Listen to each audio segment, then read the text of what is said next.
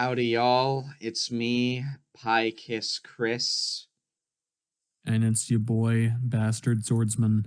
and we're coming out of Compton with our newest hot beats. Uh, I've never been to Compton or even the state of California, yeah, well, you know what they but I say. have been to the ghetto of Rochester, New York, which, I mean, there are a couple of rappers from Rochester, but it doesn't quite have the impact so far that Compton did. I have a friend who's a SoundCloud rapper. Have you ever heard of RXK Nephew? No. He's like, I guess he's pretty much the biggest rapper from Rochester, and he's still like relatively underground, but he's well liked. I haven't really gotten into his music, but I would like to at some point. But Buffalo has a few good rappers like Benny the Butcher, West Side Gun, Conway the Machine. Conway the Machine. But anyway, no, this is a podcast made by a couple white boys. Yeah. We're not Eminem. We're not the kind of white guys that can rap, you know. No. No. But what we can do is give you our irrelevant bullshit who gives a shit opinions about movies, and that's exactly what we're Many people care about my opinions on movies, so speak for yourself. Just let me have this one thing. Just let me drag you down to my level. No, you got to get away from toxicity because it's like a black void. It sucks everything and everyone around it. You're right. I should go to therapy. I'm gonna stop this podcast right now because it's getting in the way of better things I could do with my life. Thank you, Mr. Swordsman. We'll see you all next time. Okay, no, that was a joke. We're not going to end it right now. Yeah, we still have at least one movie to talk about. Yeah. But yeah, before we get into that, anything interesting happening? So I've been reading two books. Both of them I got from Barnes and Nobles. So the first one is a graphic novel. I just finished it today. It's Habibi. It's about this. It's basically about this sort of strange romance between a Arabic and a Arabic woman, African man in this fictional Middle Eastern country, and how they sort of both relate their experiences in this culture and with their religion to their, lives and their time together and their upbringings, and it's all sort of chronicling their lives from like childhood to adulthood. I'm doing a very bad job explaining it, but I would recommend it. It's got some really great artwork. The second book, it's by this fantasy book by a woman called Susanna Clark. It's I think I've heard of her. Yeah. You might have also heard of this book. I found out about it, on a whim, just looking for something at Barnes and Nobles that wasn't trash romance, but it's a book called Piranze. I think that's how it's pronounced. Probably pronouncing it wrong. It's basically. Oh no, it's spelled Piranesi, right? Yeah. Wait, actually, let me double check that. I think there's two S's.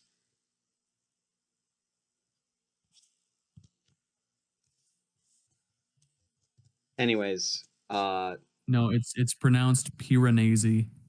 Piranesi. Oh, okay. Yeah, I'm a dumbass. Anyways, that No, it's aside, fine. I wouldn't have known how to pronounce it either. yeah, But anyway, go on. Sorry. that aside, it's a book about this sort of takes place in this fantasy world. I'm trying not to spoil it. This is basically just the premise. This fantasy world that's basically just this large, endless house, and this one character who's sort of this nameless scholar, sort of who's lived his whole life here and doesn't know anything else, and him sort of gradually finding out that there's more outside of the place he knows as the universe, and how this place came to be. I'm being very vague about it. It's one of those books you got to read. I haven't finished it myself, but yeah, I'd recommend both of them. Nice. Yeah. Um, I let me see. Okay, I've been reading basically just some manga. I started the series called 20th Century Boys, which is like okay, so it's made by a really acclaimed mangaka who also made a series called Monster and Pluto, which are series I have finished and really loved both of them. And so like the concept is like really like complicated. Basically, um it takes place across like a very large span of time. So um there's this guy called Kenji, who's the main character. He basically runs this like convenience store with his mom, and um he also raises his sister's daughter, who she left with him. And while like so that's basically the main character situation, but also there's this massive unnamed cult that is growing in popularity, and at the head of the cult is this figure who tends to wear a mask called Friend. That's simply what they refer to him as. And like Friend is basically just bent on world domination. Um like basically like, you when you're kids and you're thinking of, the plots to like, just your own little personal fantasy stories, you're like, oh, there's superheroes and then there's the bad guys and they take over the world, and that's basically what Friend is trying to do. And basically his plans come from, games that the kids played, in the 60s, and then the present day story takes place in the 90s, and the manga was written in 99 up until 2006.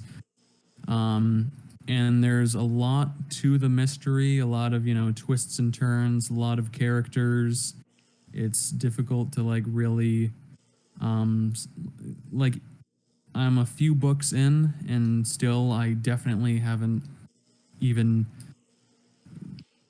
like I'm at the tip of the iceberg in terms of the scale of the story, but it's a very interesting one, and it like really hooks you in, and the way the story is going about is very interesting. And also the title is a reference to a 70s rock song called 20th Century Boy by the band T-Rex, which is cool.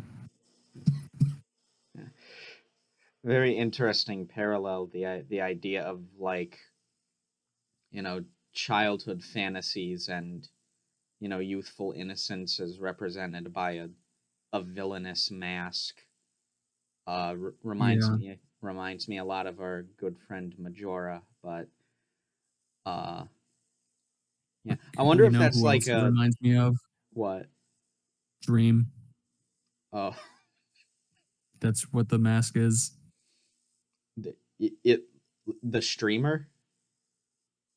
Yeah. Never mind. Just dumb joke.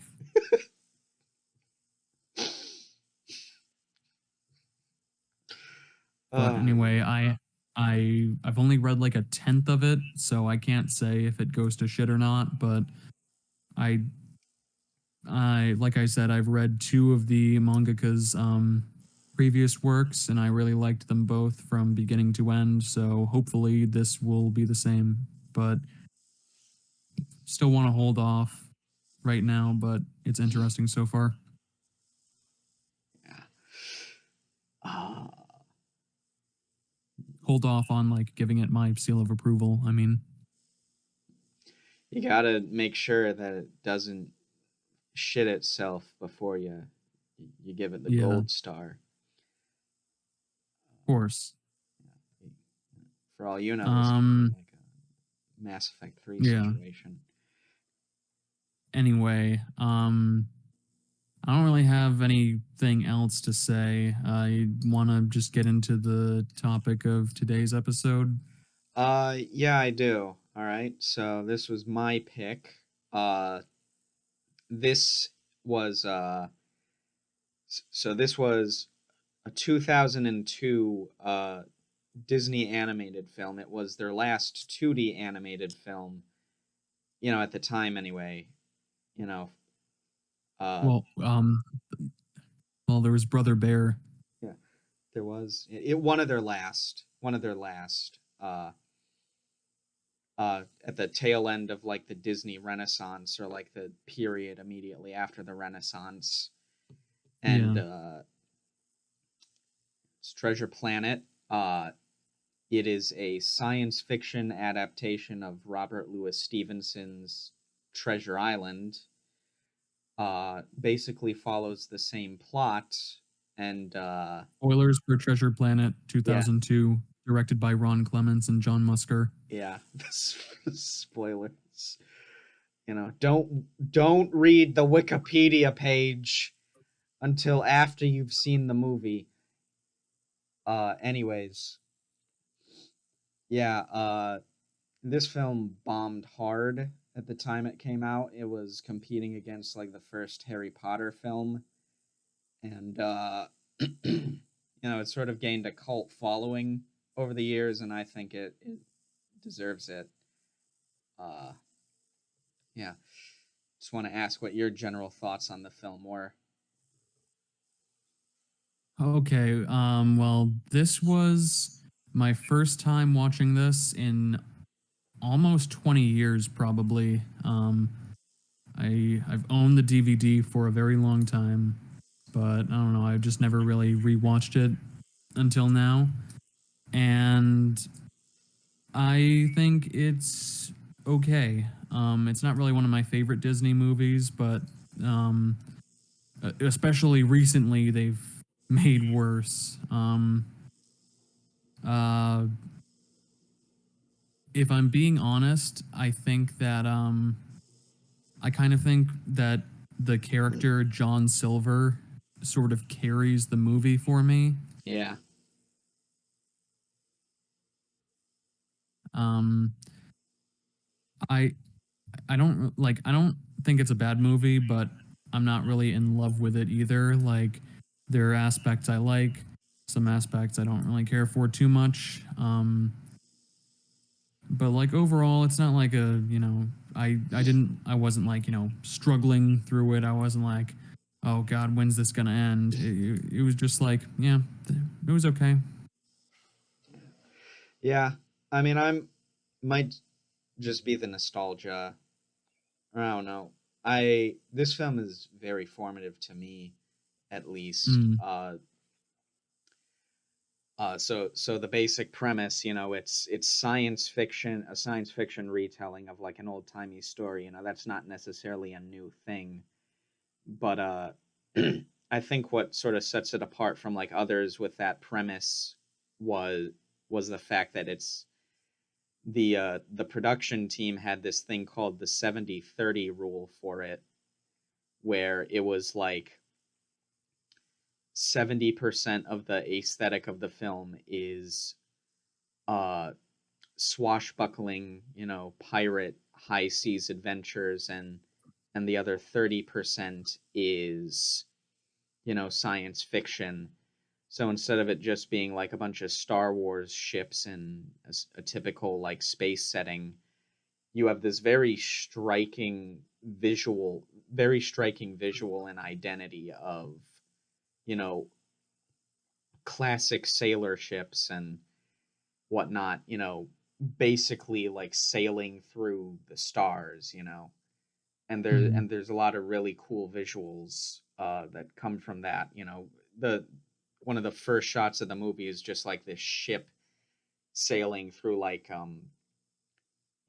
space with like this cloud of cosmic dust beneath it, almost Yeah, acting. that's one of my favorite images from the film, and I like how it like is popping out of the book that they read. Oh yeah, yeah. That's another interesting thing. They'll have other like weird sci-fi parts of this world, like the 3D book that almost plays like a movie as you read it. That was a cute way to have Mm. like a little like prologue, explaining Yeah, like the backstory.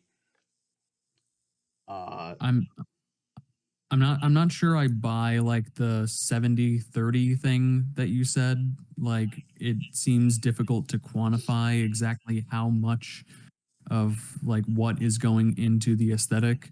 But I do like the mixture of like, sort of steampunk and um like sci-fi, like space uh and pirate imagery and all that.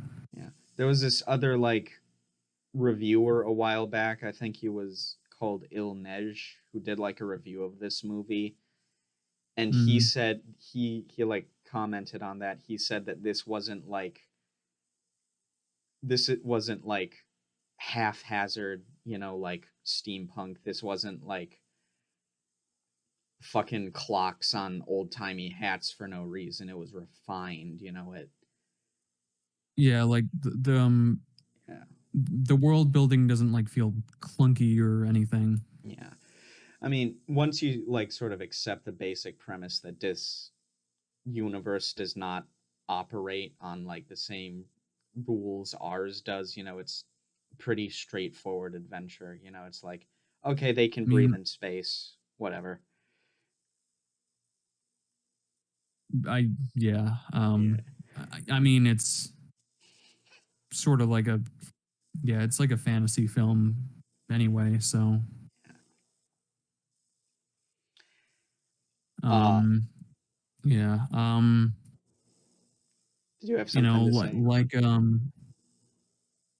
so as the pirate and space genres would suggest, a big part of the film is, just about the, the sort of sense of adventure and like finding your place in the universe. That's literally the tagline of the film: find your place in the universe. um and also there's like a little bit of found family in it, like a very small dash, because the main character Jim, played by Joseph Gordon-Levitt, basically finds, a sort of father figure in Silver. um and I don't know, I was like assuming that, oh, he's gonna be his father for real, but I liked how they never actually explicitly stated that, like whether or not that was the case. Like he very well could be, but they don't ever actually say that. I mean, that wouldn't really make a lot of sense though, like how would you not like, I get that he's older and that time has passed, but how would you not recognize your own dad when you see I him? mean, if he abandoned um his son like when he was a baby, he wouldn't be able to recognize him. I mean, there were some flashbacks we see that he like leaves when he's like, I want to say at least 10 years old at the youngest, so he'd probably have a pretty good grasp of what his dad looked like. Oh, that's embarrassing Yeah. because I wasn't paying enough attention. Yeah. That was during the John Resnick montage, at the like end of the first act. So Mm, take it you're not a I did big not. fan of the Goo Goo Dolls. Uh, no, I did not like that song. Yeah. It's an acquired taste. I don't know. I'm very forgiving. Like, uh, it is a bit. I could see how like some people would see. Oh, it's a bit try hard to have like this No, licensed. no, it's butt rock. Yeah, butt rock. Yeah, it's like Creed or Nickelback or something. Uh, I wouldn't go so far as to say this is as bad as Nickelback, Mm. but I mean, it's sort of in the same style though. yeah, More like Creed though, if you know that band. can't say I do. Yeah, they're sort of like another band from the same time period as Nickelback that are also considered like one of the worst rock bands of that era. They made with Arms Wide Open. But yeah, Look at this graph. Yeah, but you know, uh, it also sticks out because it's like the only song in the movie with vocals. yeah, I do want to talk about the soundtrack. Uh, it's a very good soundtrack.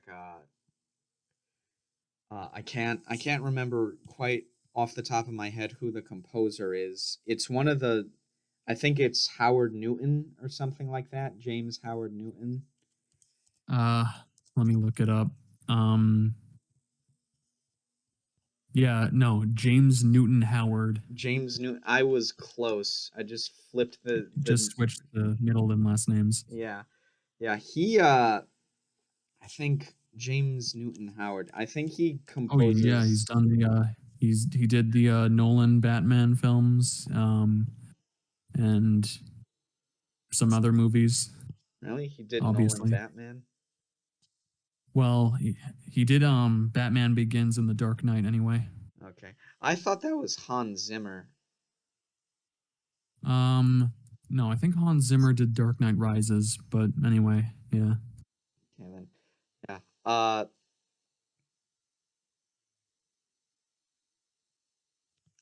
Yeah, he's like one of those like Hollywood composers who you don't like see a lot of his work anymore. He's sort of been phased out by Zimmer and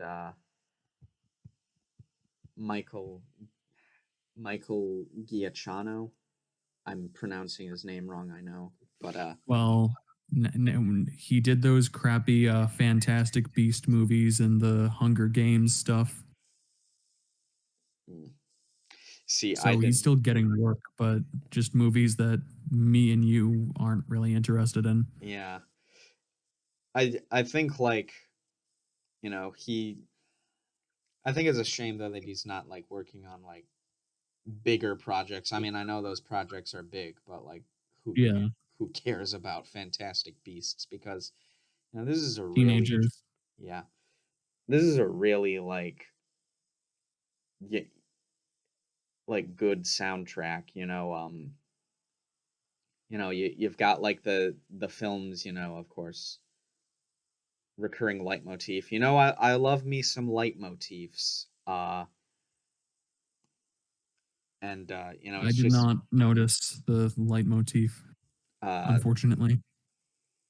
sort of all right, so like there's a leitmotif for like Treasure Planet and the map that plays whenever like the map gets activated. I think Mm, there's like a leitmotif for both Jim Hawkins and like the idea of adventure in general, that sort of plays whenever like they they're like sailing around in space. Uh, just two off the top of my head, it's uh just really good music that like set the mood, and it made me very emotional, at least, though that might just be, the nostalgia and whatnot. Mm. Yeah. Um, you mentioned imagery. I think the film looks pretty all right. Um, Definitely that scene when they were on the titular treasure planet. That stuff looked good. Yeah. There's definitely some aged CG. The most notable instance is definitely when they are first going into space and they see those like weird whale Yeah. things. Yeah. Those did not look very good. Yeah, they kind of aged. But when this film came out, this was like cutting Yeah, for edge. 2002, it looks fine. Yeah, this was uh it's very interesting because it's like they they invented like this tool that I think they call it deep canvas. Uh Hmm. they used it for Tarzan 2, where they basically like take 3D backgrounds and models and they sort of paint them, digitally to make them look 2D, so that they like don't stick out as much when like 2D characters and objects are animated over them. I think it's a really, unique style. Uh, you know, Mm. I mean, this film definitely does look like a Disney film, but it's like, for lack of a better word, it's like slightly more mature. It still has a lot of soft shapes in it, but it's just that like bit more angular in the way the characters are drawn. Especially Jim. He's a very pointy little boy. Uh, Mm. yeah, sort of. This isn't your grandma's Walt Disney Studios animated project. You know. No, it's not old enough. Yeah. Um, yeah. Wasn't really a big fan of like a lot of the characters. Like most like not that like any of them were really annoying to me, but they just didn't leave any impact. But I think the weakest one that just, in my opinion, was the robot guy who like he kind Martin of feels like, Short. yeah, he's basically just Bender or something, and but not fun. Okay, no, he's not Bender, but he reminded me of him for some reason. Um, I remembered that he existed, but I was surprised to see like how late he appears in the movie, and he's kind of annoying, and he really has no purpose other than being able to tell everyone that, oh, the planet's gonna explode. That like literally that's the only purpose that he has. Yeah. I think so. First of all, the audience could have figured that out uh, on their own pretty easily, because they telegraph that with like they walked over the red line, when they enter the. Yeah, the mascots in this film are like very lame. Like as in they don't actually do anything or serve any purpose. Like the Morphe or whatever is kind of cute, but he doesn't actually like do anything. Yeah. I will defend Morph a little bit. Plot wise, he's not very relevant, but He you know he does like show Silver's like sentimental side though. yeah, yeah. And he also serves as like a good like connection between Jim and Silver. Character Yeah. wise, they both care about Morph. So there's more than I can say about Ben, who's just like a Yeah. completely redundant character no matter how you look at him, even as far as comic relief goes, because David Hyde Pierce's character, the the Doppler dog. Yeah, he's already basically the comic relief, Yeah, and I didn't find him very funny, but I mean, I don't know. Yeah, he got a chuckle out of me, which is more than Ben got. Uh, Ben's he's basically for like the really little kids in the audience. Yeah, His whole shtick is like, oh, scream and be really loud. Uh, the joke is that you're annoying and just like stupid. an anime character. Yeah. It's Huh? funny because he's loud. Huh? Gordon Levitt, son? Sorry, I'm not doing that again. Let me see. Honestly, okay. I Silver was kind of cool because he is a pirate and he's motivated by wealth, but like I said, he is sentimental. He's not like a heartless guy, and he does like actually place the life of this kid over wealth. And that was kind of sweet, I guess. It shows that, oh yeah, he is like the father that he never had and all that. I'm kind of repeating myself already. Yeah. No, it's no. He's one of the big. He's like the deuteragonist basically, and the antagonist. Deuteragonist. Deuteragonist. He's the deuteragonist and the antagonist at the same time. Yeah. Which I was so I'm so used to like the Disney quote unquote twist villains, and since I forgot like the whole plot of the film, I was honestly expecting Doppler to be the bad guy in the end.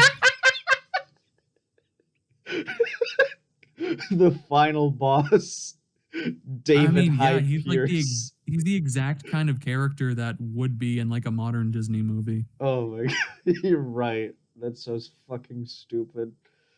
Like Oh, I thought like so his introduction is when there's that like alien kid who like is asking for his food and he's like, oh, it's like it's disgusting little creature. Like he doesn't actually say that, but that's basically how he comes off. And I thought that was foreshadowing for like how little empathy he has towards others. And oh, it would be like, oh yeah, see, he was evil the whole time.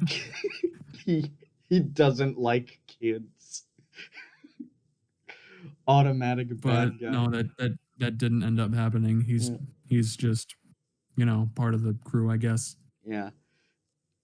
But Silver is like a really good character. In the whole point of like the original book, as far as I am able to tell, is like it's a big like polemic against piracy, and it basically just exists to say don't become a pirate.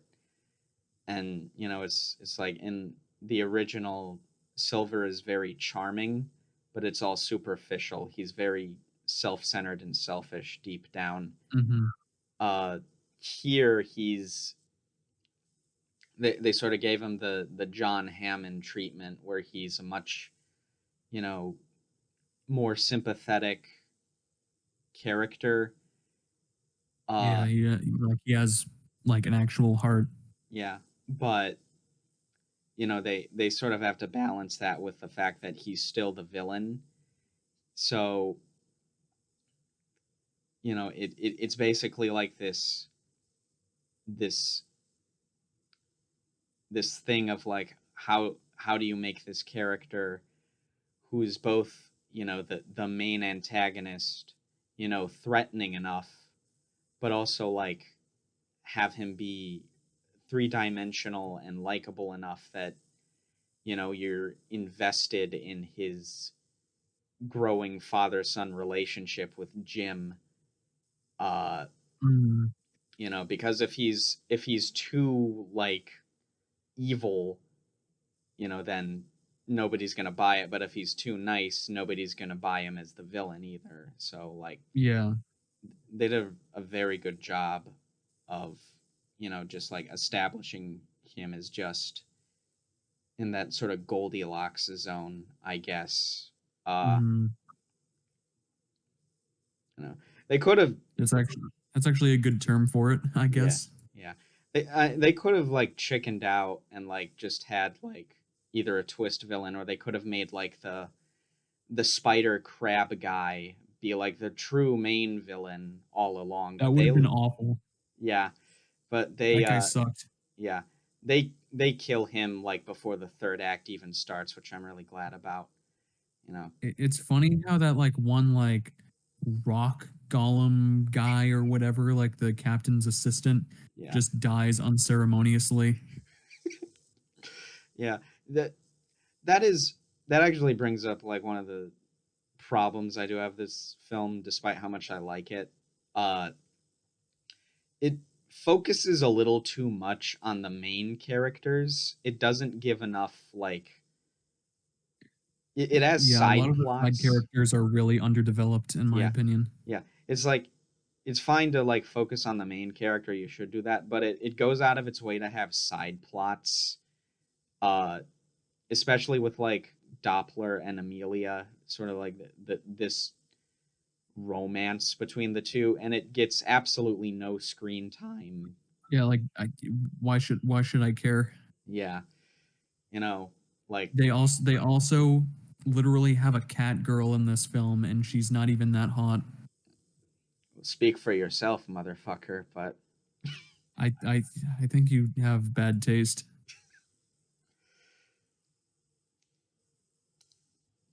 I'll die on this hill.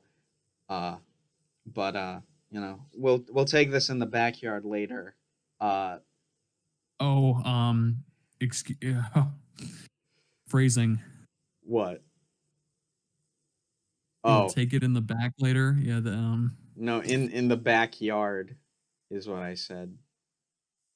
that came out a bit wrong. Yeah, I guess it could still be construed as an innuendo, especially because this conversation started about cat girls. But uh, Anyway, yeah, uh, yeah, sort of. So like there's a lot of the side characters are underdeveloped. There's this thing where it's like there's this pre-established relationship that's more so implicit. It's implied between like the captain and her like golem assistant, who like the spider Mr. Scroop kills. And the main impact of that scene isn't even the way it affects the characters emotionally, like, oh, this guy was yeah, nobody even really cared that he died. yeah. The main the main point of that scene is that like everyone blames Jim for his death, and Silver has to console him, and it's a good scene, but it's like Jim himself didn't have a relationship with this guy. Amelia's Yeah, relationship is all but off screen, and it wasn't even Jim's fault, really. So it's like,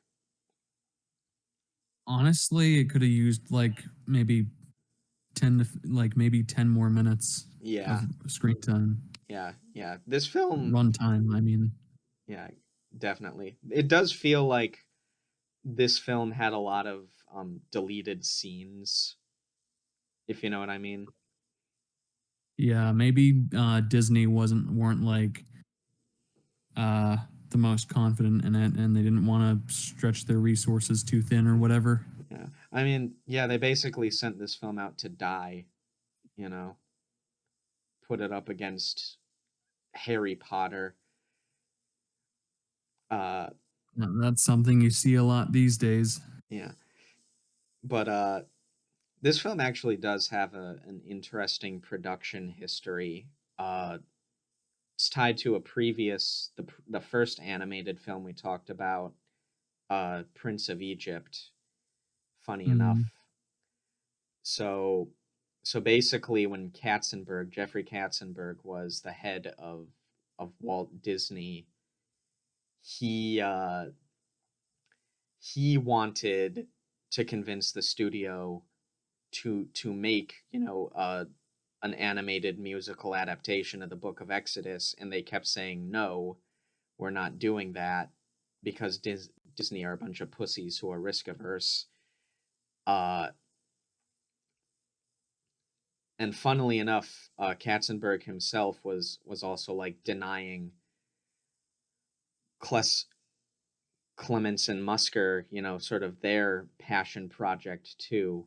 They were the ones who originally pitched the Treasure Island and space idea to him as far back Fucking as hypocrite. yeah, as far back as like The Little Mermaid, and all through the Disney Renaissance they were trying to get this movie made, and it wasn't until after Hercules that they could finally start production on it, and by then Katzenberg was long gone. So yeah, I don't know, I always just found that really interesting bit of trivia. Yeah, it is a little interesting, I suppose. Yeah. Hmm. Jim's mom is pretty hot. Yeah. I'm not gonna. I really like her voice actress. I don't think she's like a voice actor proper. I think she's more like a live action actress. I'd have to look that up, but I'll look it up.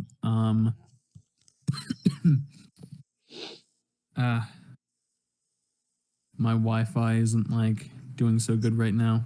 yeah. Yeah. Oh, That's another thing, the voice actors, one of my big pet peeves in like animated films, especially Western animated films, is the use of celebrity voice actors. yeah. There's a little bit of that here. There's Martin Short, David Hyde Pierce, Joseph Gordon-Levitt, though to be fair, he wasn't. I think this was actually one of the films that kind of made him a big deal. Or at least it came out before he like really took off. Yeah, I'm pretty sure he was pretty young when this came out. Yeah. I will say, don't much care for Martin Short in general. Didn't like him in this movie, didn't like him in The Prince of Egypt. I do like David Hyde Pierce, and I do think Joseph Gordon-Levitt is he does a really good job of selling Jim as like a sullen teen, but not like obnoxious or whiny, like just emotionally reserved, you know. I would argue it's more just him being a bland character, but Yeah. I'm glad you see more in him. Yeah. I mean, again, sort of like the what I was talking about with Silver, like balancing making this character flawed but also likable. Uh, because it's like when you go the sullen teen angle, You mean you're sullen? sullen, uh, tomato. The when you make that sort of character, you open up the possibility of making one of the worst sort of archetypes in fiction, just like Yeah, like the whiny brat. yeah, obnoxious, pandering, you're so special, you're misunderstood, power fantasy basically. And I don't know if I'd go there, and I think whiny brat characters can definitely be done right yeah, in a lot of instances. yeah, it's when they're unintentionally bratty that it gets annoying, you know. uh I feel like most of the time it's intentional. yeah, I don't know, I think we're thinking of like completely different characters in our head when we with what we're talking about. Yeah, well, like power fantasy didn't really come into it at all for me. Yeah. I think you're thinking of like the generic like anime main characters, and I'm thinking of just like the sort of characters who are like really spoiled and like arrogant, or like they complain, like one of those two. Power fantasy might not be the best word for it, but Yeah, like definitely mm, analogous to that idea of being the center of the universe, the most special person whose problems are bigger than everybody else's. Uh, oh no, yeah, you're I think where that comes in is like you're thinking of characters who act like they are the center of the universe. yeah, yeah, uh, you could argue Jim is a little bland. I'd say uh, Levitt carries a lot of him, as does the animation. He's actually not a character who talks all that much in the movie No, itself. Uh, so a lot of his Ben should have character, taken a cue from him. yeah. So a lot of his character comes forth through like the animators, and The the, expressions, yeah, they do a good job of body making, language. yeah, he's angsty, but he's angsty and a little myopic, uh but he's not like, but he's not like a fucking asshole. Yeah.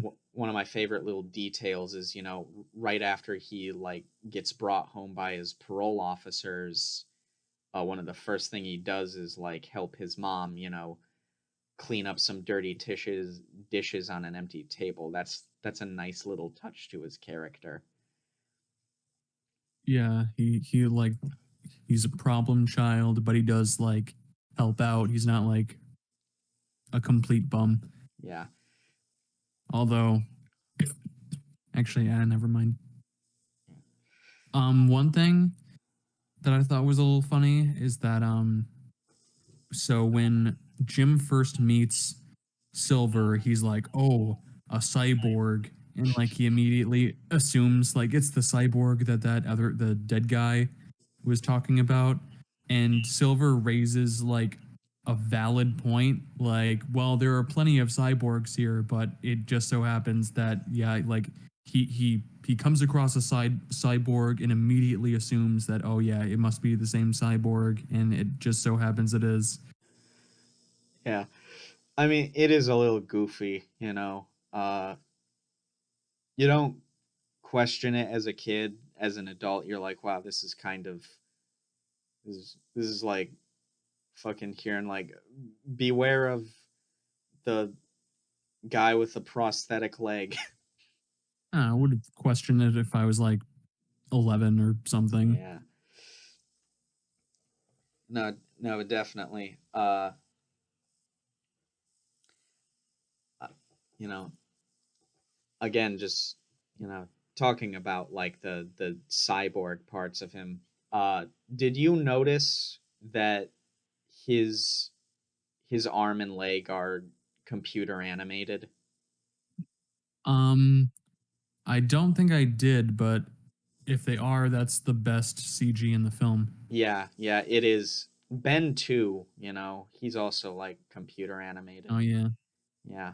Uh, it's like some of the backgrounds are a bit iffy, but like the that sort of like cell shading sort of, When they get to the port, when there's that big establishing shot, it does look a bit like a video game from that time period. yeah. Yeah.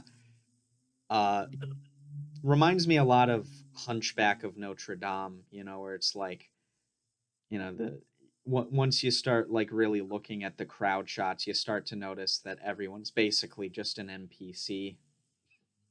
I haven't actually I don't actually even remember if I've seen that film at all, but I was hearing one of my friends on Discord say that that film does have very bad CG. Yeah, no, definitely.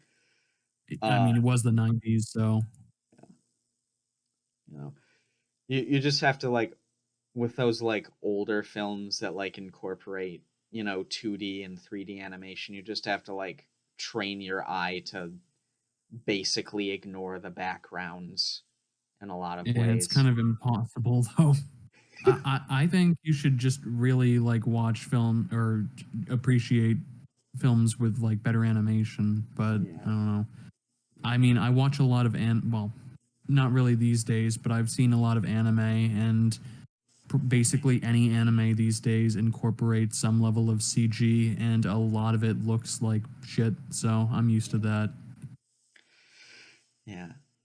I mean, there is a discussion to be had about how, 3D animation is often used as a crutch for like, oh, we don't have the time to Yeah, it absolutely is. animate this, you know. We'll just make a 3D model and pretend that it doesn't look really out of place next to these 2D Yeah, backgrounds and pretend like it characters. exists in the same world. Yeah. It's it I think it sort of like contributes to like a prejudice people have against 3D animation, in some circles, because it's used like a crutch like that. And also it often doesn't look very good in live action. Yeah, like cars and horses are two big things that are basically always CG these days. Really, horses? Yeah, They like can't get actual fucking horses? no, like there are plenty of anime where they just make the horses CG. Oh, I thought we were talking about live action films. God, that's got to be What? uncanny. What? Oh no, no, I'm talking about animation. Yeah. God, that's got to be uncanny. You would, Seeing I like, mean, I'm sure there are plenty of live action films with CG horses, but they tend to be more well done than the CG horses I'm thinking of. oh my god. Yeah. I think there was this film called, I think it was Heaven's Gate or something. I've heard of That that. might be the film I'm thinking of, where like there was a scene where like tons of horses were killed. And they're all 3D animated. No, well, it's from the 80s. No, Oh. I mean like tons of horses were killed like in real life for the Oh. scene in the film. Oh, like, Like you see the horses die for real. oh geez, that's fucked up. That's like really Yeah. fucked up. Yeah. Obviously don't do that, but uh,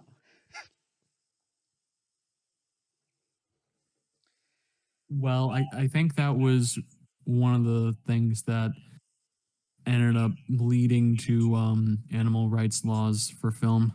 yeah. That's a Anyway, that's like a whole what? other discussion that I'm not Yeah. qualified for. uh One thing I do want to get out there is I do think a lot of the alien designs in this movie are like really cool and creative. Eh, they Yeah. kind of just look like bugs. I mean, teach their own. Like one is I like the slug guy. the squid guy. Oh yeah, The no, like the oh my god, that's another thing I just remembered. I hated that like fucking slug alien thing that oh just the spoke in farts. That was awful. oh he only like shows up in two scenes. I mean, he shows up in a few, but like that's more than enough. Like in it, like Doppler says he like took 2 years of flatula or whatever the hell, and it's like, oh, huh, I mean, because it's flat. It sounds like flatulence. Yeah. I I don't think fart jokes are funny, generally. I do think the idea of taking like a college course to learn how to speak in like breaking wind is kind of funny though, you know. I'm glad you thought it was funny, Yeah, at least. I don't know. Just Didn't that work for me. very specific scenario. Uh but yeah, I we shit talked like the Mr. Scroop character for being kind of a bland villain, but I think he's got like a really unique, memorable design, despite that. Uh, Mhm. I really love just how we've seen that sort of like Drider design before, like top half person, bottom half spider, but they like really go all in on it with like him having, little pinchers for hands instead of like actual hands, and he's got like these like mandibles in front of his mouth. It's they it's just a really cool design. Mhm. Yeah. Uh I'm just like glad, that like granted it's animation, but they have a lot more leeway, you know. But, it's in a lot of sci-fi, it's like here's something that's shaped like a human and we're just going to slap a rubber mask on you and call you something else. Here there's all sorts of different body types and whatnot.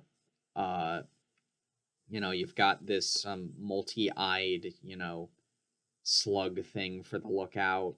You've got this small tentacled thing that like sits atop, this headless guy who's got like his face on his stomach, and like together it looks like they're like one thing. Got the little chicken lady, like who's just a head and some legs, you know. Mm. Like I don't know, like a There's a lot of joke I the could make there. yeah, there's a lot of designs in this movie that just really stick out to me, you know. Uh,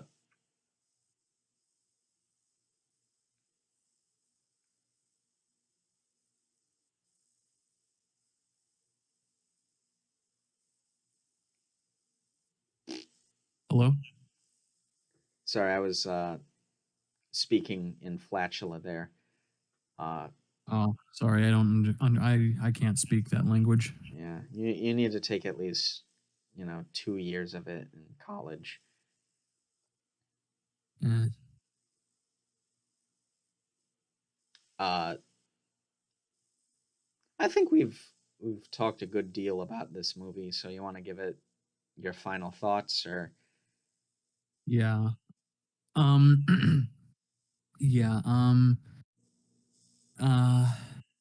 Yeah. It's Treasure Planet. It's a, it's a cult classic, basically, and it has been for a while. Um. I did. Now I haven't seen it since I was a really young kid and barely remembered anything. So basically my first watch, and it was a little disappointing for me just personally. Um, but it's not a bad movie. Definitely, like, I would let my hypothetical. I would, put it on for my hypothetical children. You know, nice little adventure film. Uh, doesn't really do much for me beyond some like surface level things. Like there are some things I find cool about it, but I don't know. It's okay. I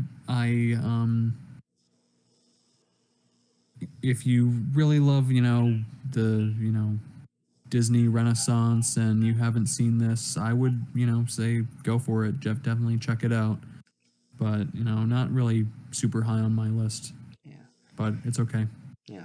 I will say, for me personally, uh, the film is not flawless. It's not even like one of the best films ever made. I would say that Mm. from like, you know, from taking into account, the emotional core of the film, sort of that father-son relationship between Jim Hawkins and John Silver, and that sort of found family angle uh that they sort of zeroed in on, as well as just the general aesthetic and presentation of the film. It's that 70-30 rule we were talking about earlier, and just how grand in scope they sort of go with with its animation. It definitely stands out a lot more to me than a lot of the other more successful, acclaimed Renaissance films from Disney's catalog. This I'll definitely, for all its faults, all of its wasted side characters and an annoying comic relief, I come back to this film a lot more than I do, say, Beauty and the Beast. And Really?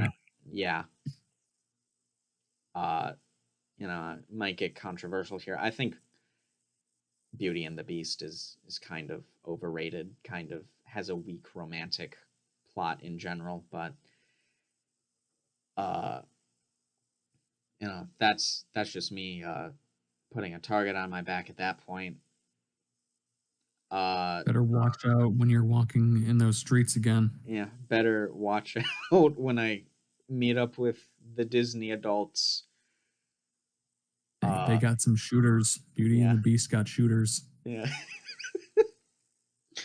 Yeah, but no, this is it's probably you can basically like feel the passion behind this film, and I'll always appreciate art that takes risks and sort of pushes boundaries with both what it can do technologically in terms of animation and just like what it can do emotionally and how sophisticated it treats its audience, especially a child audience.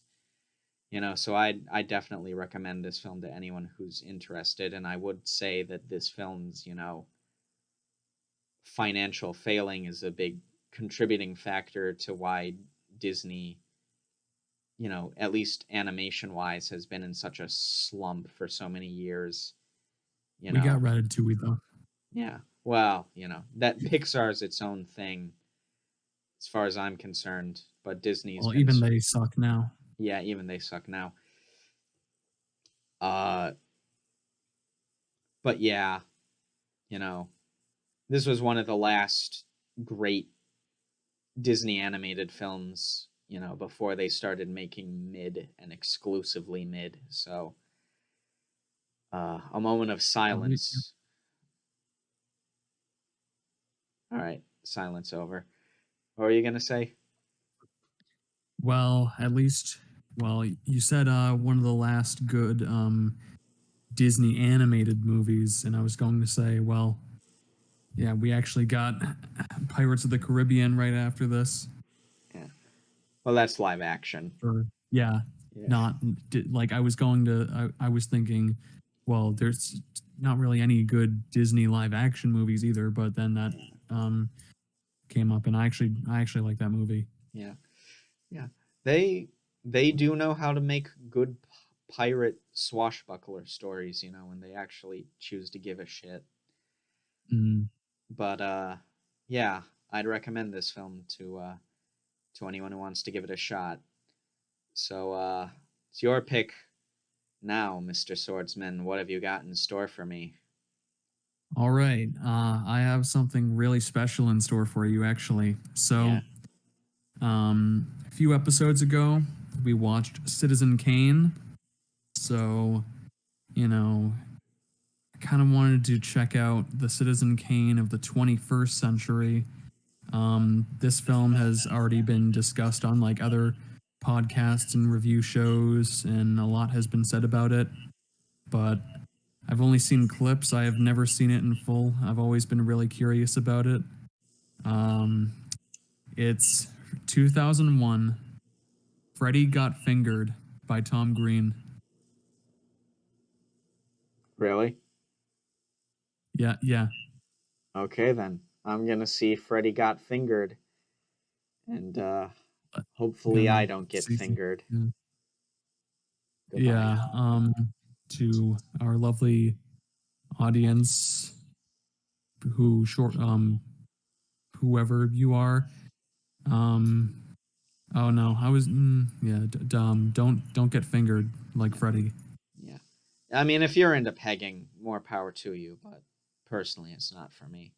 Well, yeah, never mind. Yeah, anyway. Peace. Peace.